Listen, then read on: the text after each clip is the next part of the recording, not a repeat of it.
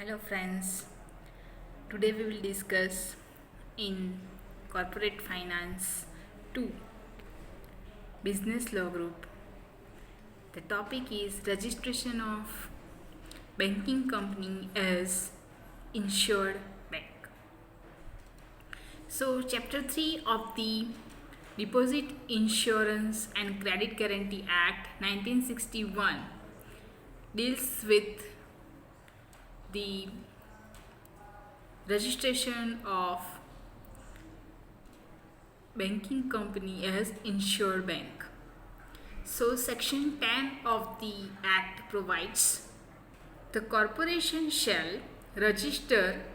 every existing banking company as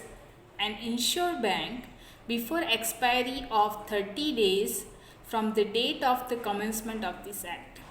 એટલે કે આ કાયદાની શરૂઆતથી 30 દિવસમાં કોર્પોરેશન જ્યારે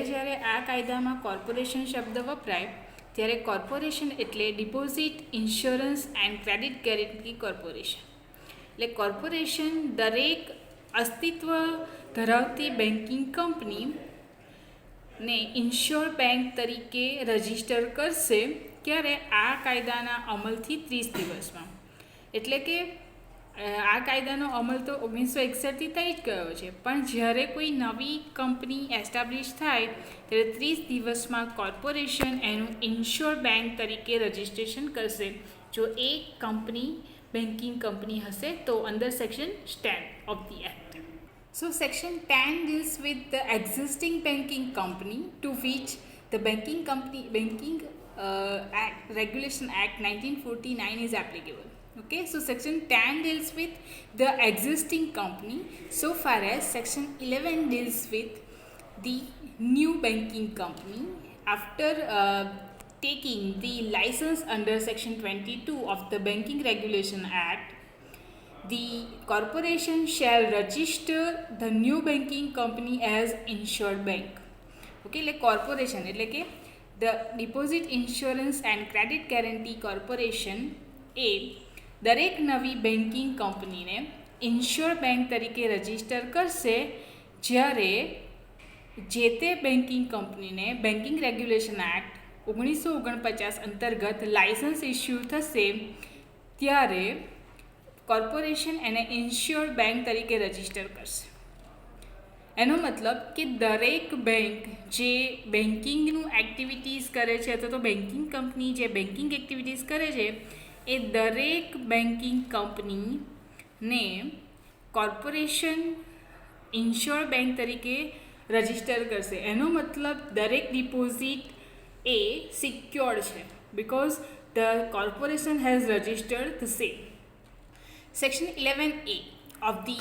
Deposit Insurance and Credit Guarantee Act 1961 deals with that the corporation shall register every regional rural bank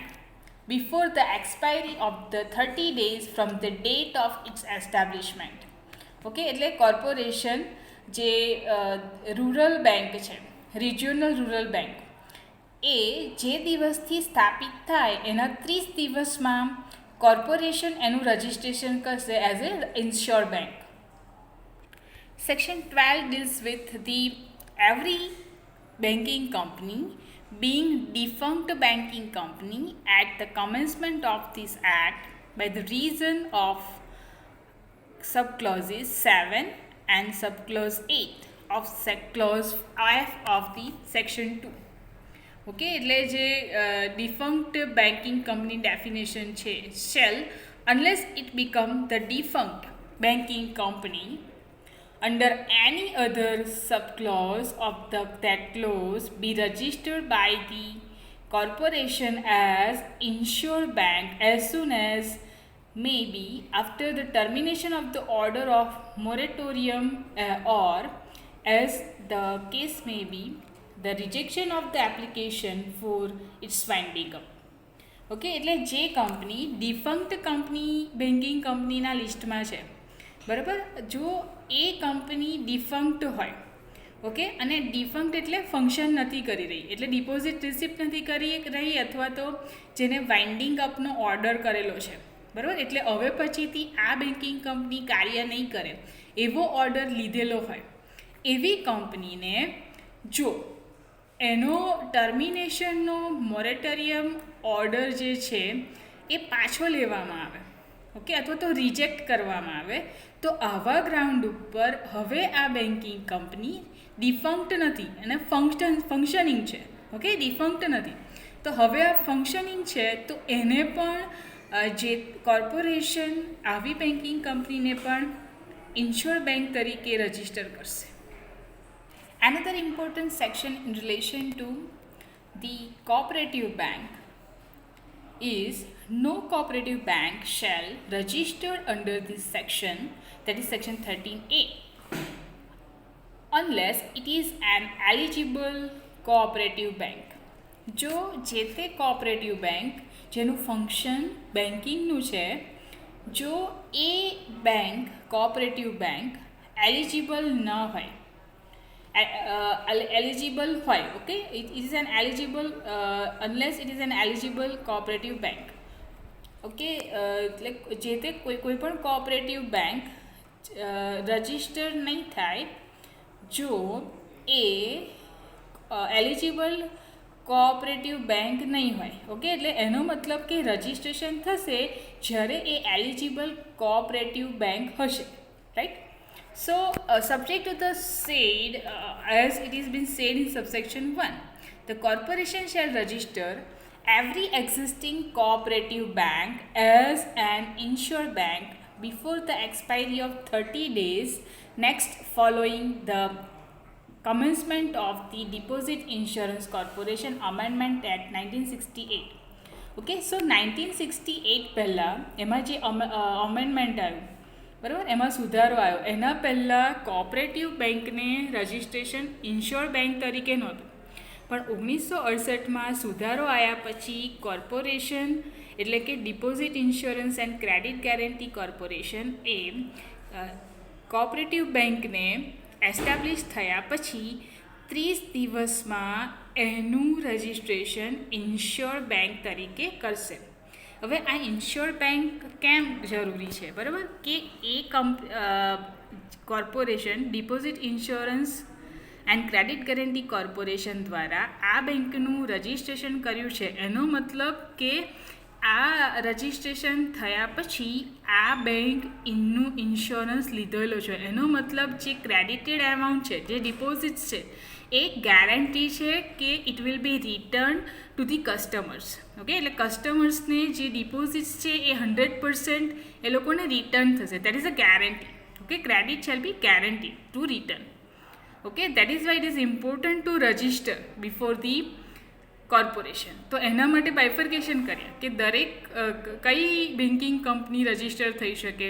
બરાબર, તો એના માટે ઓલમોસ્ટ બધી જ બેન્કિંગ કંપની રજિસ્ટર થઈ શકે અપાર્ટ ફ્રોમ કે એ ડિફંક્ટ હોય, બરાબર. અને કોઓપરેટિવ બેંકને પણ 1968થી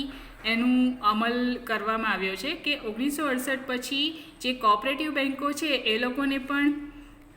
કોર્પોરેશન દ્વારા ઇન્શ્યોર બેંક તરીકે રજિસ્ટ્રેશન કર્યું છે. So every new cooperative bank other than the primary credit society becoming a primary cooperative bank after the commencement of the Deposit Insurance Corporation Amendment Act 1968 as soon as it received the license under section 22 of the Banking Regulation Act 1949. Okay, એટલે જે cooperative bank banking regulation act 1949ની કલમ 22થી establish થઈ હોય અને એના અંતર્ગત રજિસ્ટ્રેશન કરી અને લાઇસન્સ લીધેલું હોય તો એ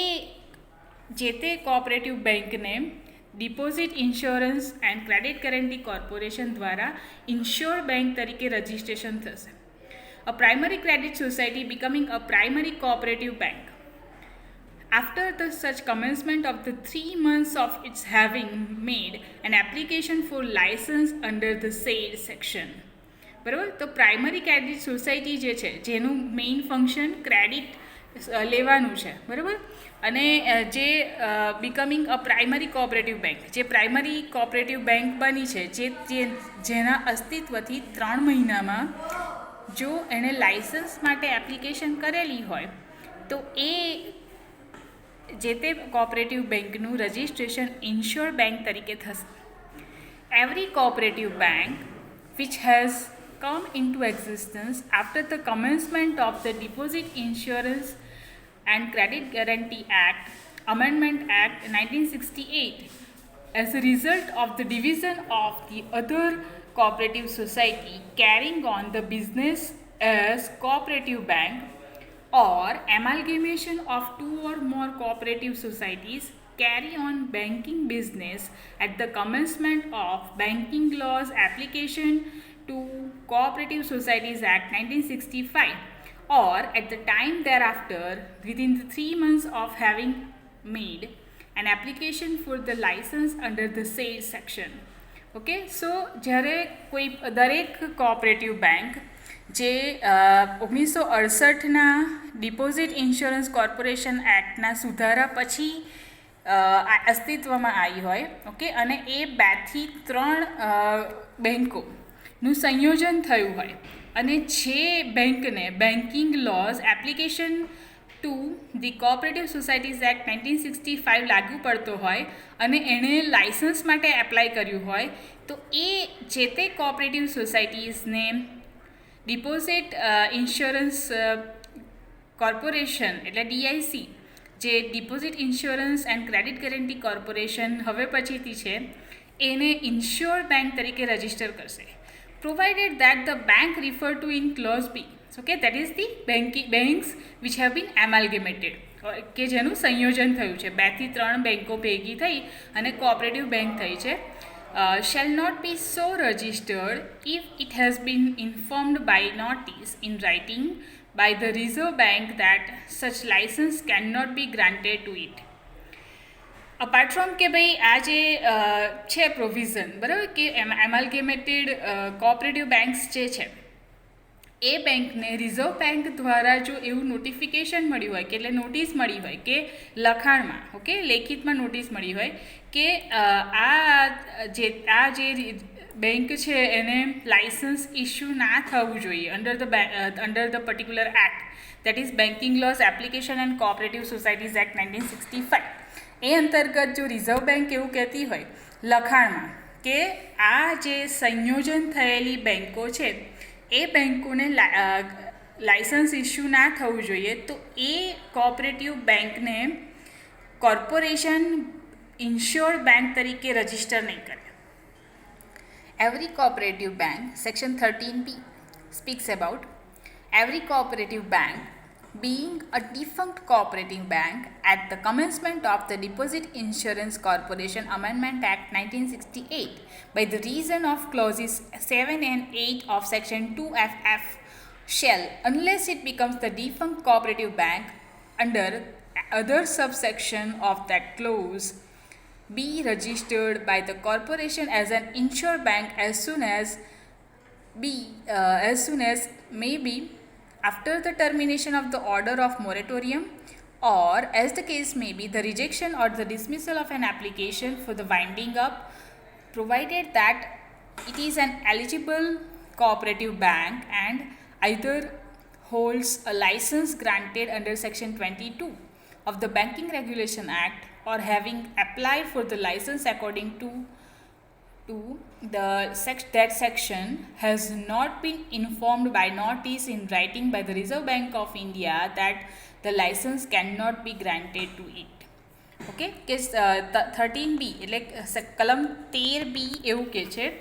કે જે દરેક કોઓપરેટિવ બેંક, ઓકે, જે ડિફંક્ટ નથી એટલે કે ફંક્શનિંગમાં છે, ઓકે, જેને સેક્શન 2FFની સબક્લોઝ 7 અને સબક્લોઝ 8 દ્વારા ડિફંક્ટ જાહેર કરેલી નથી, ઓકે, એનો મતલબ કે ફંક્શનિંગમાં છે, એઝ વેલ એઝ એમની જે એપ્લિકેશન છે for the purpose of moratorium or termination of functioning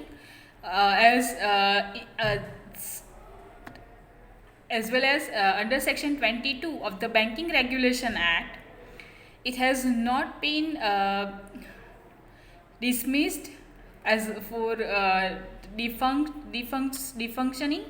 as well as it has applied for the registration, and the Reserve Bank of India has not been given in writing that the license shall not be issued to particular cooperative bank. So in that case, the corporation એટલે કે deposit insurance and credit guarantee corporation જે તે cooperative બેંકને ensure bank તરીકે register કરશે. Section 16 speaks about the liability of Deposit Insurance Corporation to depositors. Okay, so section 16 subsection 1 speaks about where an order for winding up or liquidation of an insured bank is made, the corporation shall, subject to the other provisions of this act, be liable to pay every depositor the bank that in accordance with the provisions of section 7 an amount equal to the amount due to him in respect of his deposit in that bank at the time when such order is made. Okay, so section 16 clause 1 એવું કહે છે કે જ્યારે કોઈ પણ bank જે ensure bank છે એમનું વાઇન્ડિંગ અપ એટલે કે સમેટી લેવામાં આવે અથવા તો એને બંધ કરવાની હોય, ઓકે, ત્યારે કોર્પોરેશન શું કરશે કે આ કાયદાની એટલે કે deposit insurance and credit guarantee corporation act 1961ની બીજી જોગવાઈઓને ધ્યાનમાં રાખીને દરેક ડિપોઝિટરને જે તે એમાઉન્ટ આપવા માટે બંધાયેલી છે, જેને સ્પેશિયલી સેક્શન 17ની પ્રોવિઝન્સ લાગુ પડશે અને એટલી એમાઉન્ટ જે ડ્યુ થઈ હોય, સપોઝ મેં 5,000 રૂપિયાની ફિક્સ ડિપોઝિટ મૂકેલી હોય તો 5,000 માટે હું એલિજિબલ છું, બરાબર. As well as section 17 is also applicable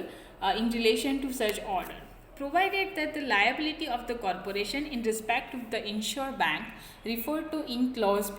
A and clause B under subsection 1 of section 13 or the clause A or clause B under section 13C is limited to the deposit as on the date of the cancellation of the registration.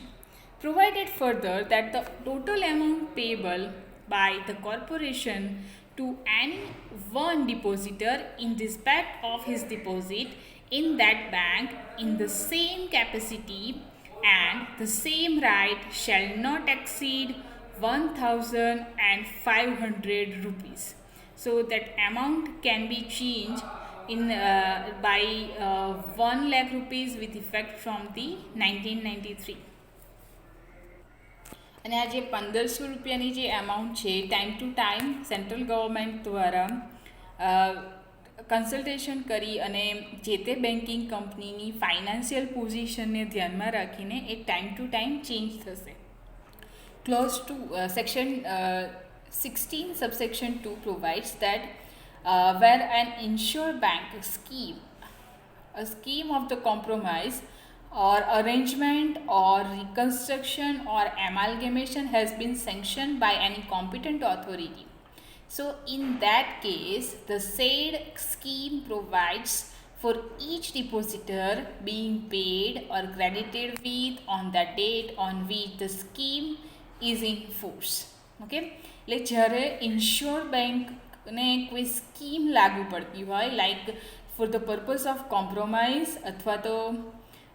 એમાલ્ગેમેશન એટલે કે સંયોજન, reconstruction એટલે ફરી establishment થવાનું હોય, તો જે તે સ્કીમ લાગુ પડતી હોય ત્યારે એ સ્કીમ અંતર્ગત કોર્પોરેશન જે તે ડિપોઝિટરને એમાઉન્ટ આપવા માટે બંધાયેલું છે. Subsection 3 provides for the purposes of this section, the amount of the deposit shall determine after deducting therefrom and any ascertained sum of money which the insured bank